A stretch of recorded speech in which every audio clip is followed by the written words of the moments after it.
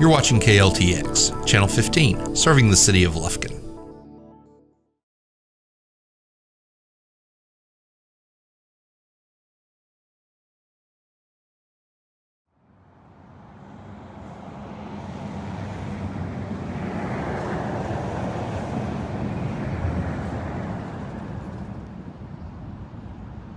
Thank you all. I know what you're thinking. You know, this is exactly what I want to do on an afternoon, is talk about criminal appeals. I know that you're like, that is exactly, no fortnight, I'm looking for this. And so I'm here to talk to you about that and just sort of give you an understanding, because a lot of people don't really know, they don't really know about our court system. They don't really know what how our courts operate. So I'm going to give you sort of that general overview, and there should be some time for questions afterwards to hopefully help you out. So that's it. This is me.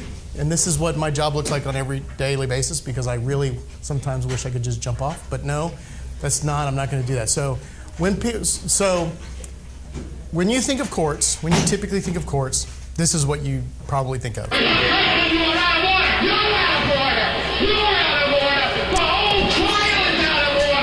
Right? Someone banging a gavel, someone screaming, someone doing something, someone like young Al Pacino yelling. This is from the movie And Justice for All, by the way.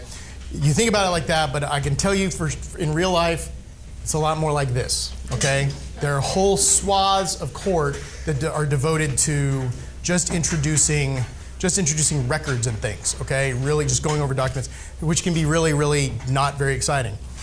What you don't really think of, though, is you don't really think about appeals, okay? This is a typical appellate lawyer. I know, I used to be one. And so what you don't think about is what happens afterwards. So I wanted to sort of go into and discuss sort of the differences to maybe give you some understanding, because you may hear a lot about a lot of different things. You may have heard about the Judge Kavanaugh thing. He's an appellate judge. He's not the kind of judge you would see yelling in a courtroom and banging a gavel. So what are some of the differences? What's the real big difference, just sort of to make you understand? Trials, the question in a trial is very dramatic, because you're answering, did the defendant do it, right? You're concerned with facts. The trial is the jury is going to determine what happened. But with an appeal, you're concerned with whether the law was followed. We're not trying to find new facts. We're stuck with what happened at the trial, and we just have to make sure that it was a fair trial, okay? Trials are very dramatic, like a play, like they're built like a 3-act play. Okay, or an episode of Law and Order. Frankly, the beginning of the episode will be, this is the state's case, which is the first part. The state puts on its case in a trial. Then the defense will put on its case. That's the second act of the proceeding, and undercuts the state's case, makes it more dramatic, and then it goes to the jury to resolve it, and then you get a verdict in the third act. Okay, appeals is like a book. Appeals is more like a book. There's still some dramatic elements in it, but you're usually by yourself when you may find a typical appeal be very exciting, but you're usually like, oh my, yeah! And then you look up and no one is there to share that with you, and so you look like an idiot. So that's what it's like reading appeals. Okay, at trials, typically it's the state's burden to prove things. Okay, the state has to put on evidence, the state has to prove beyond a reasonable doubt that the defendant did it. So everything is on the state. The defendant has all the benefits going in, generally. But once it gets to an appeal, once you've got a jury verdict, the burden shifts to the defendant. Okay, now the defendant really is in a position of having to say, this is my argument, this is why I was cheated, this is why things didn't go the way that they should have. And it's up to him to sort of convince a court to do it. Trials have a direct impact on the defendant and the parties involved. The defendant is going to either walk out of court, or he's going to be subject to some sort of a punishment. Right? And it's going to directly affect him, and that's what everyone is concerned about. They're not really concerned about what this means generally in another case. It is this defendant. But with an appeal, you're concerned with more collateral consequences. When you're looking at an appeal, you're looking at the trial proceeding and saying, if I say this was bad, what about when it happens in this other type of scenario? So I need to make sure that not only is this going to be fair for this defendant, but whatever rule we announce is going to be fair for everyone. Okay? So it's more collateral. Trials also take a long time to start, because everyone is trying to get witnesses together. So it just seems like forever. It'll get reset and reset and reset until finally it goes to trial. Appeals take a long time to end. Once you're into an appeal, there's plenty of times people say this is like it goes into appellate orbit. Okay, there's actual case law that has used that phrase. Think of it like this. Think of it sort of like, maybe you've never had, if you ever had a group meeting with someone and you're saying, we're going to work on a project and we're going to do X, Y, and Z. And pretty much, it might be hard getting everyone together. The meeting might go on a little bit too long, but at the end of the day, everyone has an action item and they're going to do X, they're going to do something. Then think about a long text message where you're trying to write something with a group of people. It's like, well, you need to say this. Well, okay, well, what are we saying here? That will go on considerably longer. It always does. It's because you can't talk to the people directly, you can't resolve things directly. It has a lot of exchanging of exact statements. So that's why appeals ended up taking a long time. The down and dirty pop culture comparison I have is trials are like the referee on the field, that's retired Ed Hockley, and the appeals is like the booth review. Okay? One of the more dramatic examples I think we can see from that was in this last experience with the Boston Red Sox. Everyone hates us, right? Well, this is what happened. The judge on the field made a call. Okay? He called that there was interference. Everyone looks at this and says this is not interference, right? Well, all the booth review gets to do is look and see whether there was incontrovertible evidence that there was interference, right? Or there wasn't interference. So they had to find incontrovertible evidence that says the trial court got the wrong ruling. And because of this guy leaning over there, there was no way for us to find out for sure what had happened. So it ended up being upheld. And so a lot of people were very angry about it. That's really a good microcosm for the way, if you want to look at the way trials and appeals work. Okay, so some examples of trials, though, to give examples here. Look, we all know OJ. Maybe you all know OJ. There was certainly American Crime. That captivated America. That was a big example. Also, there's Making a Murderer 2 is out now. But that's really talking about these trials. This is what's going on at the trial, right? And then this was something that happened in Harris County, I don't know, semi-recently. Here, the prosecutor, it was a case called, I want to say Susan Smith. She was charged with stabbing her husband 127 times. And the theory was that he had been tied up, and she tied him down, and then she got on top of him and stabbed him to death. So the prosecutor brought in the actual bed the defendant was murdered on and tied up her associate and did not stab him to death because that would have been another crime. But she did act it out by getting on top of him, and Kelly Siegler did this. And it was very dramatic. It was a very, very dramatic element of the trial, exactly what you would think of with when you talk about a trial. So appeals, some examples that have been in popular culture have been available, is Tom DeLay, a state representative from Fort Bend County. He was charged and convicted of money laundering and in Austin, and it went all the way up to my court, and this is them actually outside my court before I got on the court, but it was right around that same time, and he was acquitted based on his appeal, where their evidence was held to be insufficient based on what he had appealed. Another one is a pretty famous one is Michael Morton. He was a man who was wrongfully convicted for a murder of his wife, and it took several years. He was on he was sentenced to, he was in prison for many years. wasn't on death row. But through the appeals process and the habeas corpus process, he was able to get out of jail. He was exonerated. He was able to actually fundamentally change the way trial courts handle discovery in cases. And then, of course, there's also this example, because that was also appealed. But the question wasn't whether or not he did it. The question here was whether or not this dramatization that she'd engaged in was too dramatic, whether it was so cinematic, so over the top, that maybe the jury was swayed by the drama of the moment instead of the facts, okay? So that's a way that an appeal would sort of play out. So the court structure in Texas too is sort of built like this pyramid. So I was going to go through that. Basically, you have trial courts at the lower level. That's the folks making the decisions. Then gradually you're winnowing things up to sort of the best, most complicated legal issues. The second level is intermediate courts of appeals. They consider all appeals. They don't get a chance to say no from the trial courts. And then lastly, you have the high courts, the two courts of last resort. I'm on one of them. It's called the Court of Criminal Appeals, and I'm going to explain that. And then there's also the Texas Supreme Court. And I'll explain to you the difference here. Now, trial courts, you're going to have your trial courts, municipal and justice of the peace courts. That's where you get your traffic tickets, right? That's where no one goes to jail.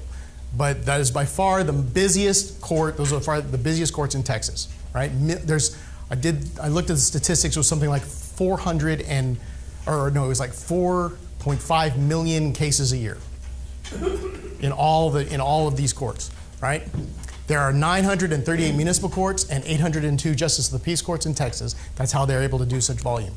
County courts at law, that's one step up. This is where you're going to be able to go to jail.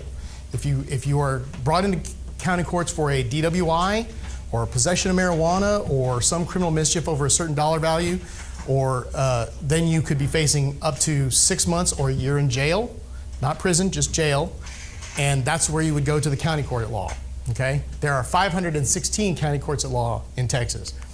Then, for the really serious crimes, district courts, that's where you have every serious crime that you would think of, right? Murder, robbery, capital murder, all that. Those are 469 district courts there for that. So that's a lot of those courts, right? That is 2,725 total courts that you have to deal with. Now, the courts of appeals, you have 14 courts with 80 justices. Maybe if you watched the election night, you saw that there was a lot of those judges that used to be on these courts are now going to be out of a job, and there's going to be a whole change in the makeup of most of these big courts. Because there are only 14 courts and there are 80 justices, that kind of change can happen relatively quickly. These are only appeals from county courts of law and district courts. You can get up there with a municipal appeal, but you have to win your traffic appeal in the county court, and then you have to appeal from the municipal court to the county court, and then you have to lose in the county court and get fined over $200 for you to make it to an appeal to the Court of Appeals. It has happened, but it's very rare. They don't have any discretion on what they want to take, so they don't get to say this is a bad case or a good case. They have to answer all of them. And they hear both civil and criminal cases. They hear cases involving money, lawsuits, what you would typically think of, and they also hear criminal cases where somebody's possibly going to jail. There was, in the last fiscal year, 2017, the courts of appeals, all 14 of them handled a total of 10,376 total cases. That was the cases they disposed of. So then we get to the courts of last resort. This is actually my building. This is the Supreme Court building, but our court is in there.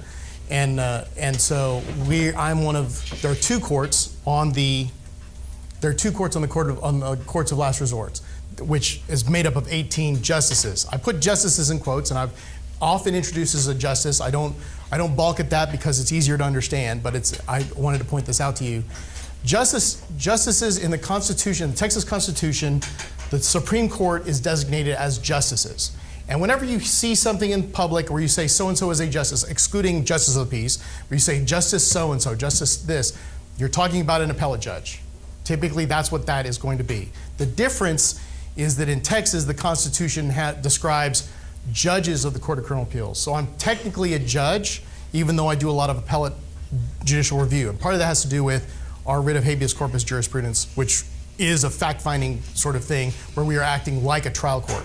But these courts are both of these courts have final appellate jurisdiction, okay? What that means is that once you've been convicted or your case has been resolved in the district court, it goes to the Court of Appeals. You can got one more stop before going to the United States Supreme Court. That's your final appellate jurisdiction. So we are the last word on any state law case, okay? We have discretionary review, which means we can look at some of these cases and say, this looks pretty serious. It raises an interesting issue. We want to help everyone across the state. We want to make sure our law and the state is uniform. So we'll take the case. But if it looks like, well, they might have gotten some of this wrong, but at the end of the day, they got the right result, we don't need to take the case. So we have a little bit of an ability to say we can't handle everything. We used to, up until 1981, the Court of Criminal Appeals had no discretionary review and had all criminal appeals. They didn't even go to the Court of Appeals. They went straight to us. And it was so overwhelming that we had to amend the Constitution to give us discretionary review and allow courts of appeals to handle criminal appeals as well. The Supreme Court, they handle civil and juvenile cases. So if you're talking about $1 million lawsuits or you're talking about a juvenile crime where he's not certified as an adult, that's the kind of thing that's going to go to the Supreme Court. Money and kids. That's sort of the shorthand for them. They also do CPS cases or CPS appeals where you're talking about terminating parental rights, family law cases, that kind of stuff. Court of Criminal Appeals, my court, we handle all criminal. That means death penalty cases as well as regular crimes. So the most serious crimes all the way down to misdemeanor crimes such as DWI or something like that. So in the last fiscal year, we handled 6,375 cases. So you remember, courts of appeals handled about 10,000, right? Spread out among 80 justices across the state. We, with only 9 justices on our court, judges on our court, we handled 6,000 of these. Okay, so we're by far the busiest we're certainly the busiest court of last resort in the country. We're well known for that. We do a lot of work, we have a strong work ethic, and so we handle a lot. But we're able to make it happen because we have a very good staff and we work very hard. So, also to sort of also put in comparison, I don't want to suggest that, I just want to see like how the disparity between what's going on in the lower courts versus the number of cases that are seen by my court. Like you have, remember, 6,375 cases from the Court of Criminal Appeals, and from the trial courts you have this really scientific term, and that's about it. I tried to calculate all the different things, and I was like, I give up, I'm out. So, a lot of work in the trial courts, and that's why they're only focused on what happened, right? They're not trying to answer complex legal issues. They're trying to make sure that they're trying to make sure that they've applied the law and that the case was fair. But when you get up to the courts of appeals, that's where you're doing your introspection, and that's why you need smaller number of cases. So, what are some of the issues that we end up seeing? Okay, well, State versus Cortes. This is one that I like. It was a fairly recent case that I just want to let you know about. This case involved whether or not driving on the road and touching the fog line with the wheel of your tire results in a traffic offense. As a matter, the case was that the defendant was traveling. He looked suspicious because his car allegedly touched the fog line. We didn't actually have the video. The dash cam video was unclear. Okay, so I've actually brought you the dash cam video to show you, so you'll agree with me. This is it. Oh, look out! Don't do that. Oh my God! Don't touch the side. It's gonna. Oh! Probable cause. Time to stop somebody. I say that, I use that, like, there's so many times where I actually want to use a real dash cam video, and this is pretty good exemplar of exactly what a dash cam video. But this is only Atari. This is Knight Rider, and it took me a long time to stay on that road because that paddle is not very responsive. But in any event, so the question here is whether or not that would constitute an offense, and we said that it doesn't. Okay, we said that you can't say that touching the line is going to be driving on the shoulder of the road impermissibly. Another case we have too is a case called Ford versus State. The question there was whether or not you needed a warrant for cell site location information. What that means is when a defendant commits a crime, his phone may place him near the area, right, when it pings the tower. So the question is, do you have an expectation of privacy in your cell phone records that you've turned over, that your cell phone provider keeps regarding your phone records? And we said, no, you don't have an expectation of privacy in 4 days of historical cell site location information. The United States Supreme Court just weighed in on that very topic in a case called Carpenter versus United States, where they said an open-ended search is a problem, and that you do have an expectation of privacy in those cell phone records, but 4 days isn't going to be enough. Another case was a case called Robbins versus State. This is just you've probably heard about cases, trial court cases that are basing their convictions on junk science.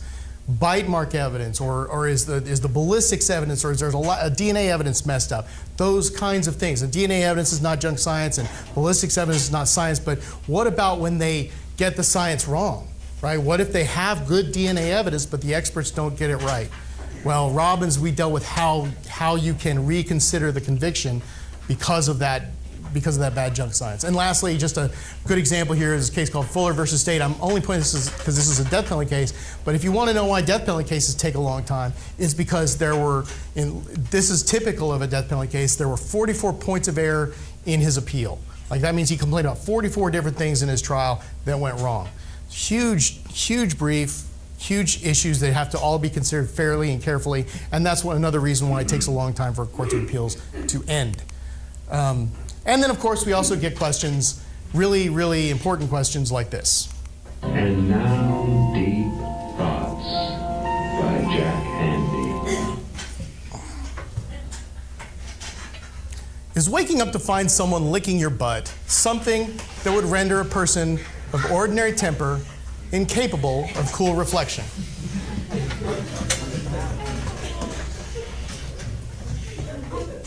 Yes. This is why I get paid the big bucks, folks. I'm just saying.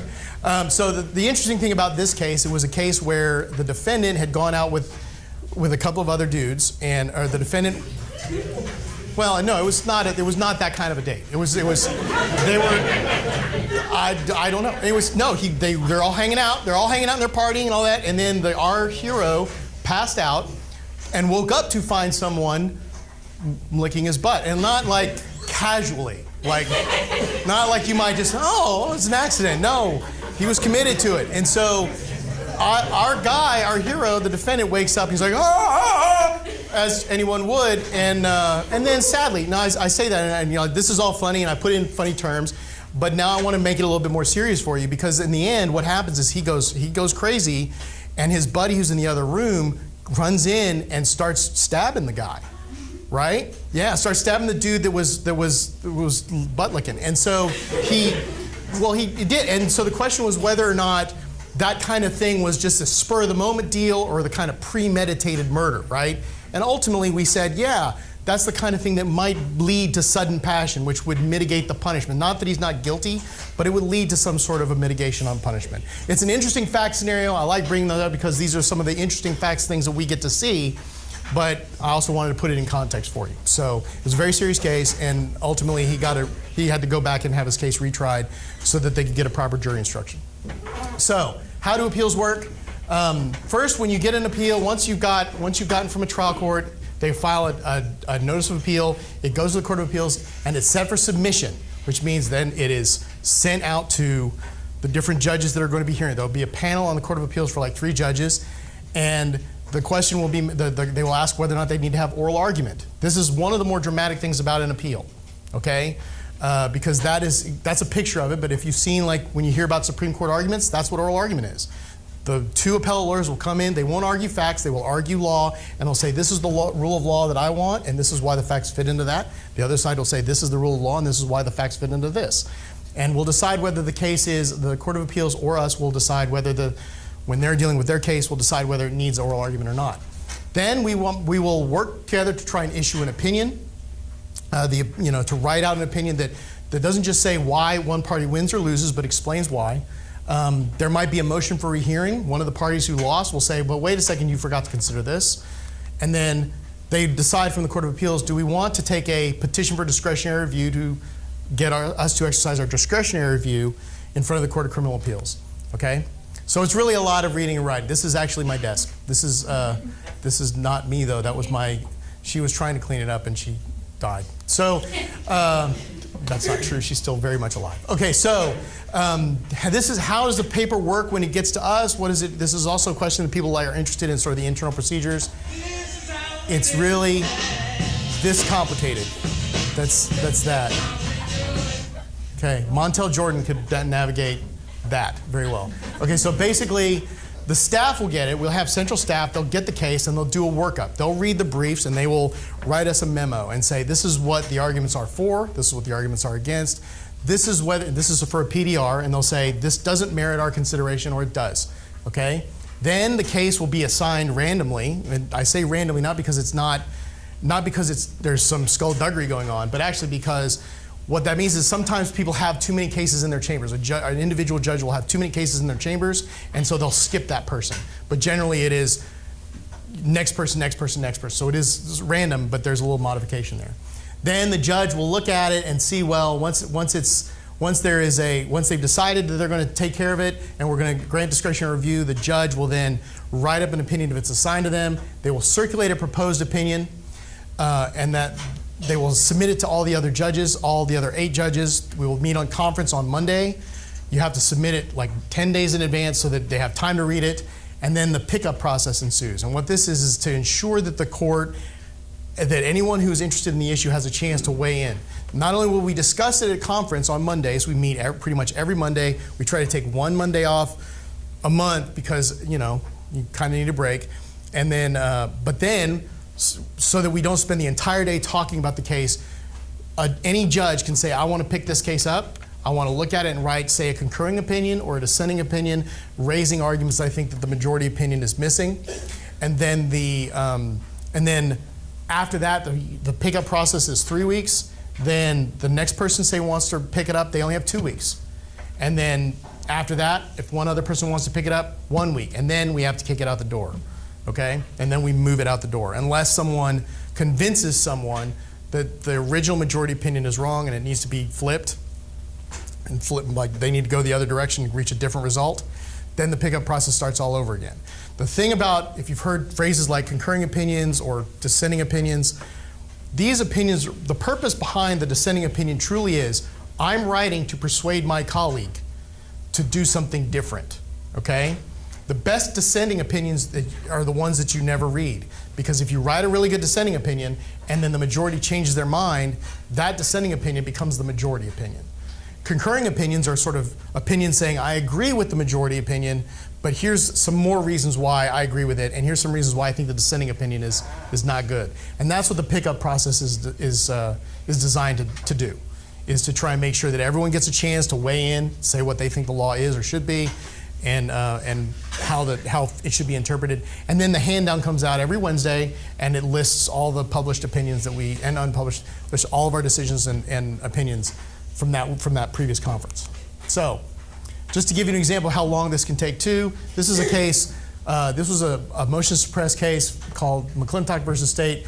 In 2010, there was a drug dog search at this defendant's house. Not this drug dog. He was just there for the party, really. He was not trying to find actual drugs. He was like, yeah, man, I heard it was pretty lit.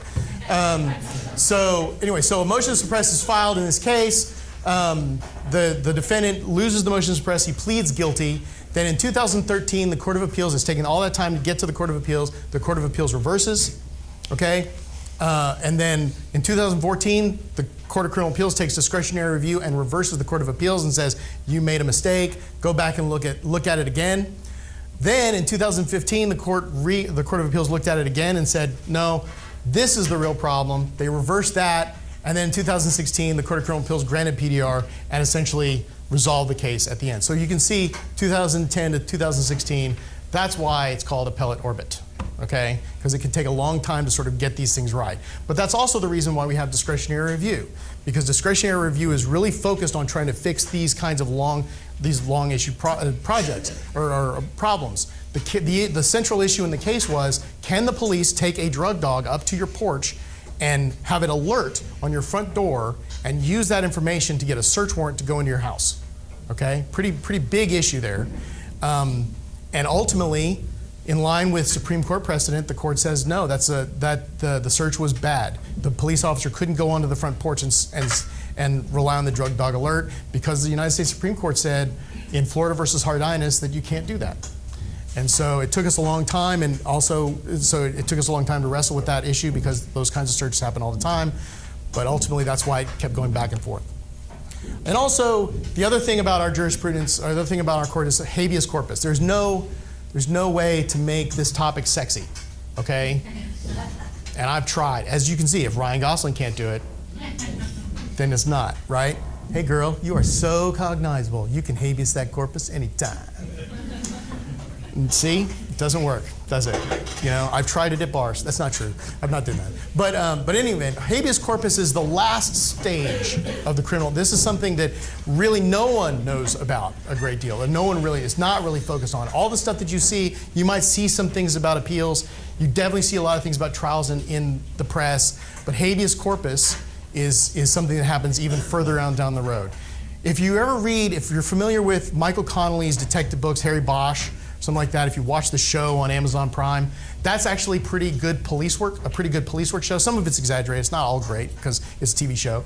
But his books, Michael Connelly will go into nitty-gritty things about people that are on death row and they're trying to get out based on a writ, and it's actually surprisingly legally accurate. So that's about the only place I've seen where I could say, oh look, they're talking about habeas corpus. Okay, so what habeas corpus is, this is after the appeal, you've lost your appeal. You are now filing a writ application while serving your sentence. I'm sentenced to 20 years in prison. I am going to sit here and I'm going to file a writ application, and it is going to, I want to bring out the body. The meaning of it is bring out the body. That's what in Latin. And the idea is I'm being illegally restrained, okay? So take me out of jail and let me explain why I'm being illegally and unconstitutionally restrained, okay? The thing that you're looking at here is no longer things like appeals. Like in trials, they're like, evidence comes in, it doesn't come in. Those are the rulings in trial. Trial is like, did the defendant do it? Here's a verdict. The appeal is, should that evidence have come in? Should that evidence have been suppressed, right? Was the jury instruction bad? Like with the one case there, was that a bad case? Once you get to an appeal, you're talking about systemic problems that invalidate the entire proceeding, and ineffective assistance of counsel is one. Say your lawyer was asleep. Well, you can't trust that proceeding at all, not because of specific errors, but because the whole process is tainted by the fact that this guy didn't do his job and the defendant didn't get adequate representation. That's one thing. Another thing, Brady. Sometimes you've heard about the prosecution of the withholding evidence. That's considered a Brady violation based on the case Brady versus Maryland. And so in that situation, you can say the entire proceeding is bad. Why? Because the defendant didn't have all the evidence that he needed to help defend himself. Okay, and the state had only the positive evidence, and they didn't consider the negative evidence. Also, actual innocence. Another thing that's a really big deal, it's a really hot topic, is things like the Michael Morton case, where the defendant is innocent, but he has had a fair trial. But he comes forward with brand new evidence that didn't exist before that shows some other guy did it, or that he's not guilty. Or say it's, I was actually involved, I wrote an opinion called Mayhew versus State, and it was dealing with the San Antonio Four. There was a documentary about these 4 women who had been accused of sexual assault of these 2 little girls. And one of them had grown up and came forward and said, no, it never happened because my dad would beat me to convict these other people. He would, if he didn't get the answer he wanted, he would beat me into saying the story that I wanted and accusing these women, because he was obsessed with one of the friends of the San Antonio Four. And ultimately, they got actual innocence relief. They were declared innocent because there was no evidence to convict them. The new evidence showed that they had never committed the crime. Okay, and so that's another way where you can say, yeah, the proceedings itself we're not attacking a single aspect of the proceeding. We're saying the entire thing needs to be redone because there is a constitutional error. Okay, this comes back to what I was saying about judges and being a judge on the Court of Criminal Appeals. The interesting thing about habeas corpus is, in other jurisdictions, the habeas corpus will be filed in a trial court because the trial court will make findings of fact. But in Texas, it's really kind of neat because those habeas cases, the habeas corpus applications for all felonies where someone goes to jail, which is a big number of cases, right, we are the finder of fact. They'll file it in the district court, but we have the prerogative as a court to say, we don't find that finding that you made credible. We think something else happened. And we can sit as a judge. We can make the determination in certain circumstances, this happened or that happened. And that's why we're the finder of fact. And that's also why we end up having such a lot of cases, because we have all of those writ cases that come to us. So, and to give you a perspective here, in the last fiscal year, we had 4,551 regular writs. That's the number of these cases that we've dealt with. Some of them are complex, some of them are very simple. Some of them are simple as like, I deserve time credit because my sentence on this one conviction is done and they're not giving me credit, so I should be eligible for parole on this other one that I'm serving at the same time. And you can answer those relatively quickly. But they can also be very complex, like the actual innocence case I told you about, So, the death penalty. There's not a way to make this happy. There's not a really way to make the death penalty happy. I'll prove it to you.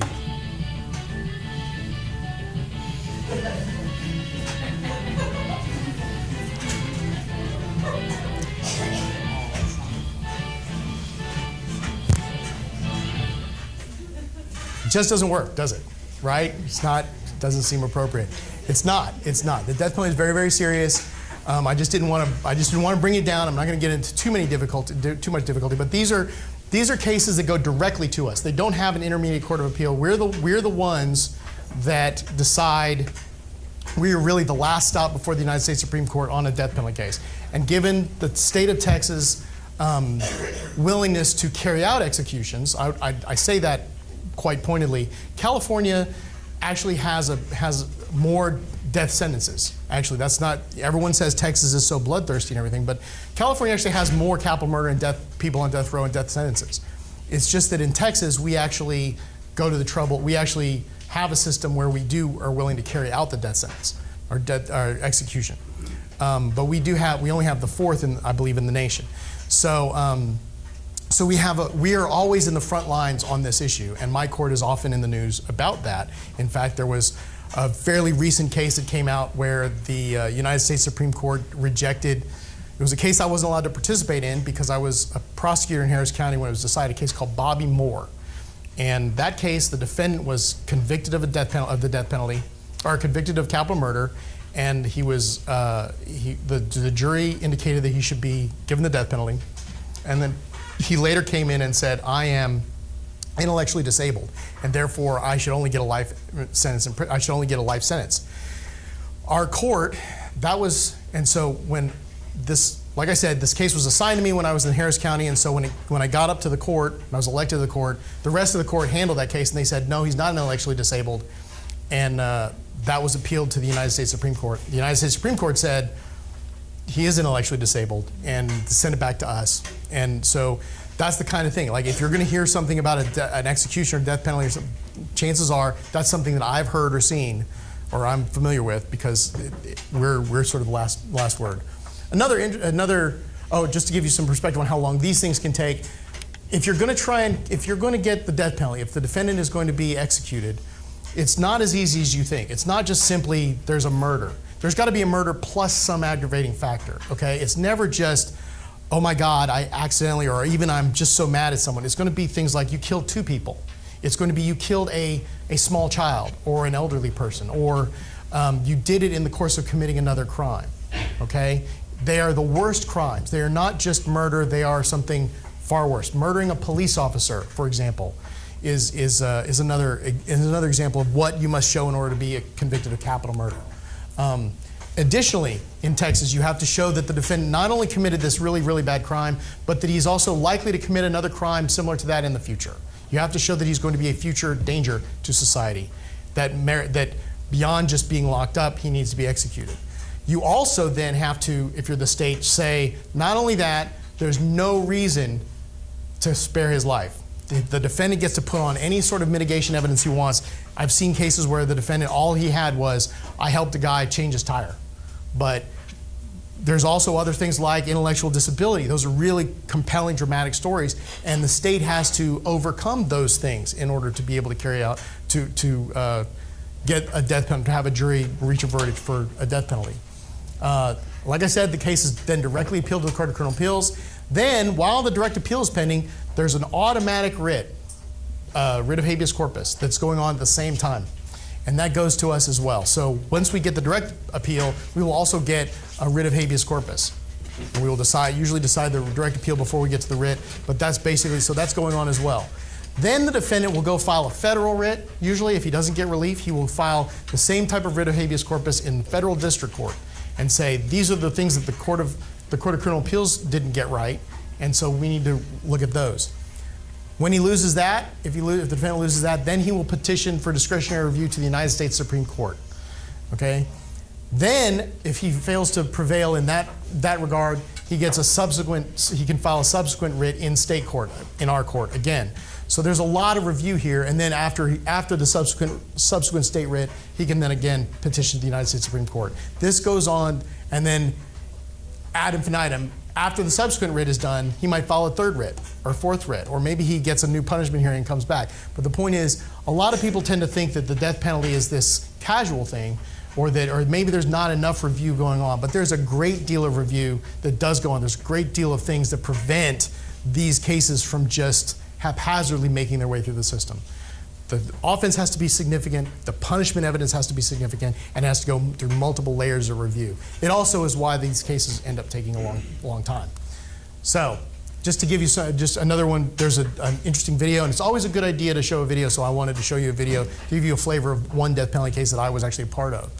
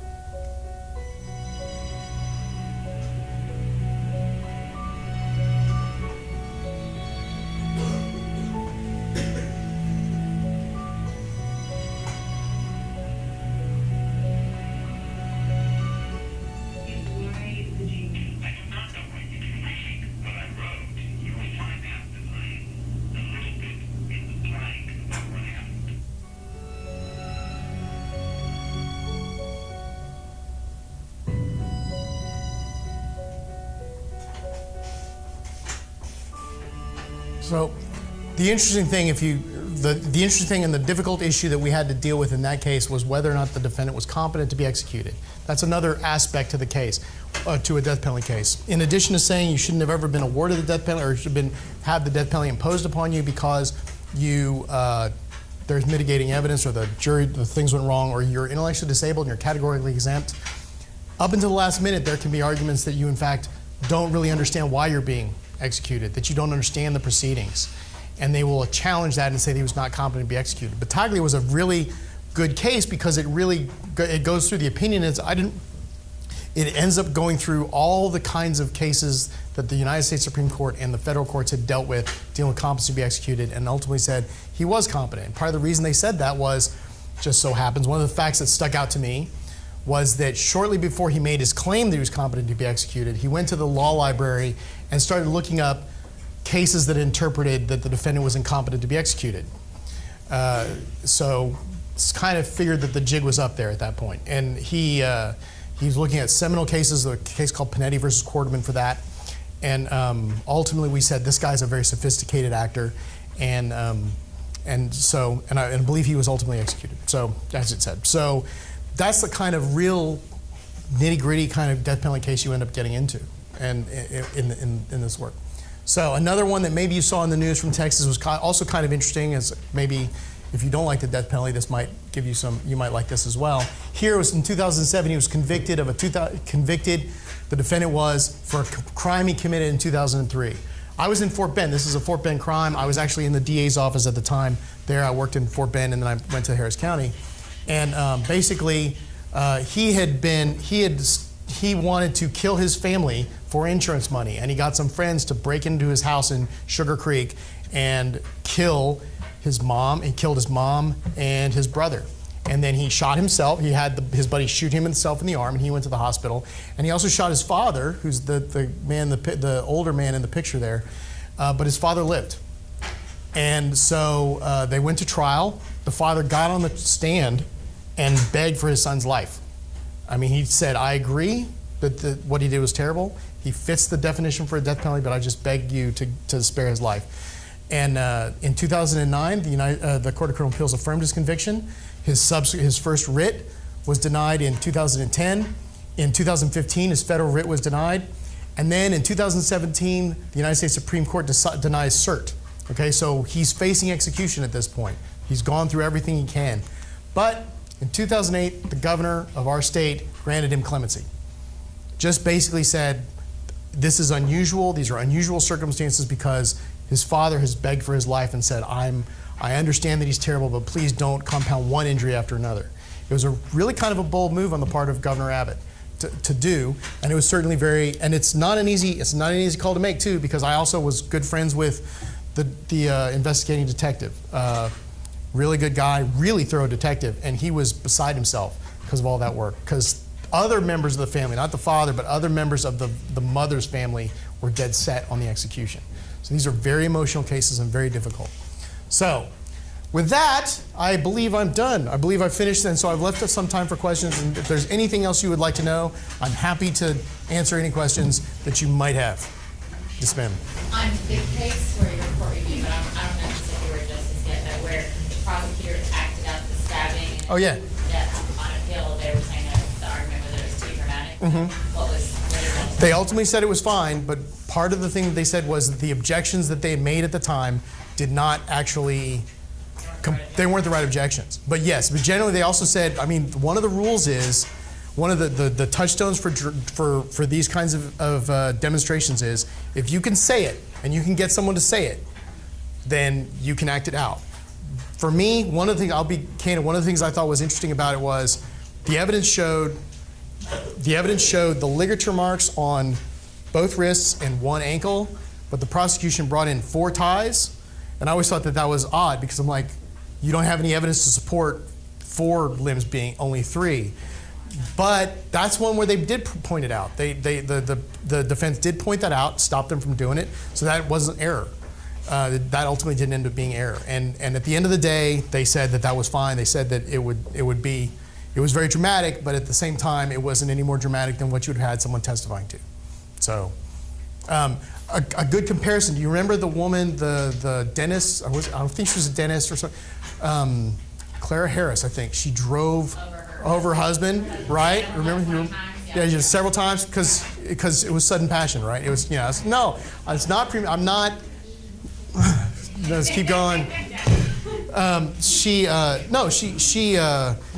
really had to think about it. But the thing that was interesting was that there was a demonstrative exhibit in that case that didn't get in. And part of the reason it didn't get in was the defense wanted to show, I'm making all the jokes about the obviously, but the defense had a good argument, which was maybe from the dash, in her view, she couldn't see him. And so she was saying she couldn't do it. But then the computer demonstration that they used was from the wrong angle of her viewpoint, and therefore it wouldn't have lined up with what she actually saw, which could have ended up influencing the jury in a way that they might have thought that she couldn't see something when maybe if it had been an accurate portrayal, she might have seen. So that's why that exhibit was kept out, or that demonstration was kept out. So, anyone else? Anyone else? Come on. I got one. Okay, well, thanks. So since there's 9 justices on the Court of Criminal Appeals, when you are reviewing some things, when you read the opinions, sometimes there'll be 3 justices, like that panel. Oh, yeah, okay. So how do you guys decide whether just 3? I'm glad. When you were explaining it, it kind of sounded like we all think about it. I'm glad that you said that. That is my fault, and while I was explaining it, I was mixing up Courts of Appeals and the Court of Criminal Appeals. Intermediate Courts of Appeals, even though some of the Courts of Appeals, like I want to say the Eastland Court of Appeals, will have 3 judges, and that's the entire Court of Appeals. Waco is another one. The 10th Court of Appeals has 3 judges. And so they'll get together in a panel of 3, and it's really, really easy to sort of get consensus with 3 people. Right. If the case is assigned to me, I've just got to convince one other person, right? And so but there are 9 judges on the Court of Criminal Appeals, and we sit en banc the entire time, and en banc means all together.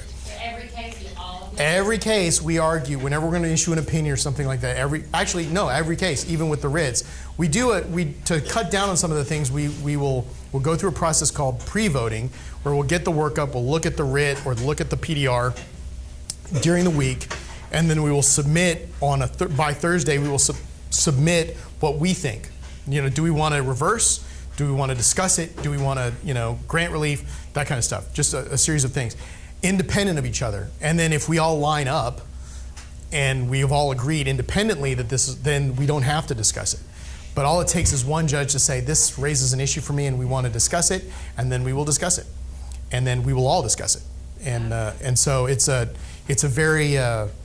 is a very painstaking process. There's a lot we look at it, and it can make it last a long time, because when you're on the Court of Criminal Appeals with an en banc court, I've got to convince 4 other people to agree with me instead of just 1. Right. It's like that on every review, though. It's never just a panel of 3 reviewing. Right. It's never. There's a provision in the Texas Constitution that would allow us to do that, but we just don't. I think part of that has to do with the fact that originally the court had a smaller number, and the Texas Constitution has continued to be amended to allow for more judges to get us to 9.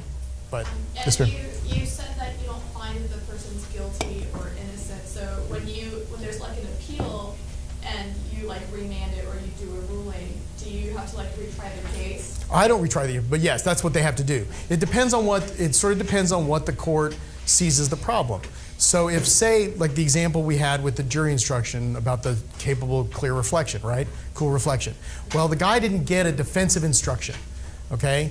And that means that if he had gotten the instruction, the jury might have been able to say, you know what, I'm going to sentence you to, it's going to cap the ability of the jury to sentence him to 20 years. Without that jury instruction, he's facing up to life in prison. Okay, but if he'd gotten that instruction, the jury might have said, you know what, that sounds persuasive to me. That does sound like the kind of thing that would make me incapable of cool reflection, and it would be defensive, and I cannot be sent, and so I would not give him a sentence over 20 years. Well, if he gets a sentence over 20 years, but he didn't get that instruction, he has to be retried again, right?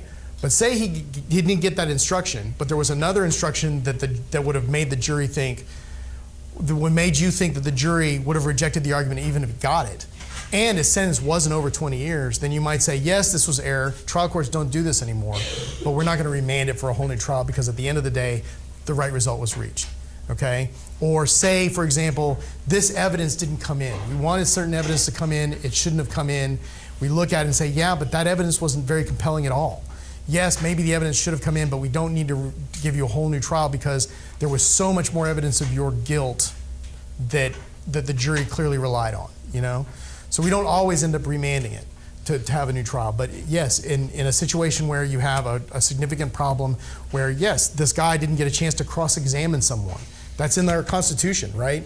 I'm under the Sixth Amendment. A defendant gets to look his accuser in the eye, and he gets to ask questions. And if he doesn't get a chance to question him about certain things, that's a constitutional violation. His trial isn't going to be fair, and he's going to get another trial.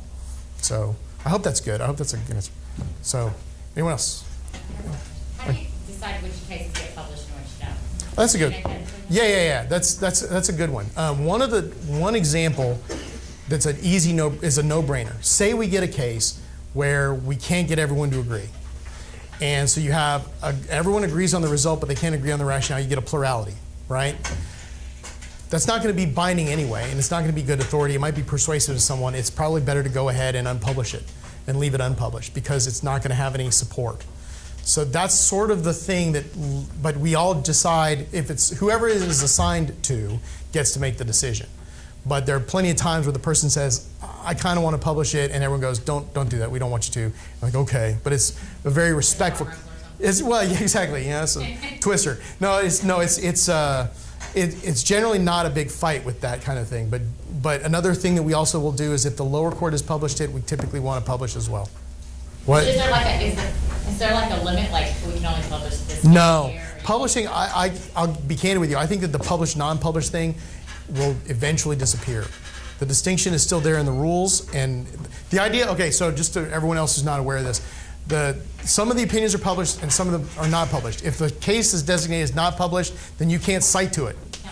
You can't rely on it, right? So it has no value, right? And so, that is a relic of when they had hard copies that were submitted as part of slip service, and then it meant something because the only way you would ever see it would be if you saw the slip opinion, but you would never see it in the published works, in the published books or anything like that. So published meant something versus unpublished. Now they put everything on there, and so and courts more and more often go, I really like that unpublished opinion. I'm going to cite to the rationale in it, and then it messes the students up when they're like, oh, this case is perfect, and it's like right publication. But then why did it come up on my search? Right, exactly. I know. I typically do a case law update for the state bar, and when I do, I only rely on the published cases because they're the most bound. But it really frustrates me because I'll see all these unpublished cases. But then I also on the court now I see them all anyway. But you want to, there's oftentimes really good opinions and really good persuasive arguments that are in an unpublished opinion that you're not supposed to rely on because they have no precedential value. But it just doesn't stop you, and you end up doing it. So maybe you could get that changed. I am the chairman of the rules committee. Maybe all of them have value. I would love to be able to do that, except for the fact that I think that everyone in Texas would kill me. But there's a lot of judges that like to be able to hide things in those published opinions. Yeah, and those unpublished opinions. They like to say, this is a really tough case. I think this is the right result, but I don't want it to be published. So that kind of a thing. I appreciate that. Like I said, I think that it is going to go away eventually, just not right now. So. Can we go back and publish an opinion? Actually, yeah, you can. The case I was telling you about, this I mentioned the San Antonio 4 opinion. That was originally unpublished. Part of the reason it was unpublished was we had 5 votes. We had a plurality. We had 7 votes for relief based on one theory, but for actual innocence, there were only 5 judges that agreed. And 2 of the judges wrote a side opinion going further than my opinion. And so it created a weird procedural problem there. And so we were like, well, maybe we shouldn't publish it. But then they came back, the advocates came back after a while, and they said, this is a really good opinion. There's a lot of good things in this opinion. We want to be able to cite to it. Please publish it. And we did. And so it does happen. It's more rare, though. How long are your terms? 6 years. Yeah. So you have to be elected? Yes. So that would require like a lot of networking and whatnot? Yes, it would. It certainly does require a good deal of networking. I was a prosecutor up until 2015. I'm up again in 2020, And so I'm coming up in the next election cycle. I got in there because, and you have to run, and we have partisan elections of judges, and there were 3 judges that were going to step down when I ran, and I had studied the court for a long time. I wanted to make sure that there was continuity between the previous judges and the next judges, and so that it would be fair and consistent. And so I ran, and I'd never run for anything in my life, and I won. And it required me to travel all over the state and network and all that kind of stuff. And I was kind of amazed. And now I got to do it again. But yes, you have to run. There are other jurisdictions that have retention elections and things, which are, the idea is that you get appointed by a panel, or the governor has a group or something like that. They get appointed, and then instead of running against someone, you have a vote on whether you're doing a good job.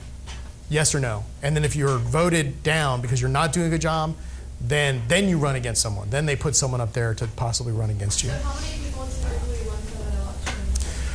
Well, it's the one thing that makes it difficult is that it requires signatures from every Court of Appeals district. So all the 14 different districts all across the state, you have to get at least 50 signatures from people in that jurisdiction, which is much more daunting than you would think, and so that limits the number. And there's also a filing fee that limits the number. But I believe I only had one opponent when I ran. One of my colleagues had 2 other opponents, and then and then another one who won. But you're not looking at typically having a big crowded group like 5 or 4. It's really 2, maybe 3, and then that's in the primary. And then when you get to the final, you're usually going to have at least 3, because there's going to be an opposing party. So if you're a Democrat, you can guarantee a Republican, but you could also get a Libertarian as well. So you would usually have 3 in the general election. So, yes. Sir. Have you ever had a case affect your emotionally? Did you try to say, I'm John Lucas? Yes, actually, yeah, absolutely. I can tell you, this is not a case that has affected me as emotionally as a judge, but I can tell you about cases when I was a prosecutor and doing appeals. There was a case called Lucas. The defendant was named Lucas Coe, and it was about how he had basically sexually assaulted and murdered a little girl.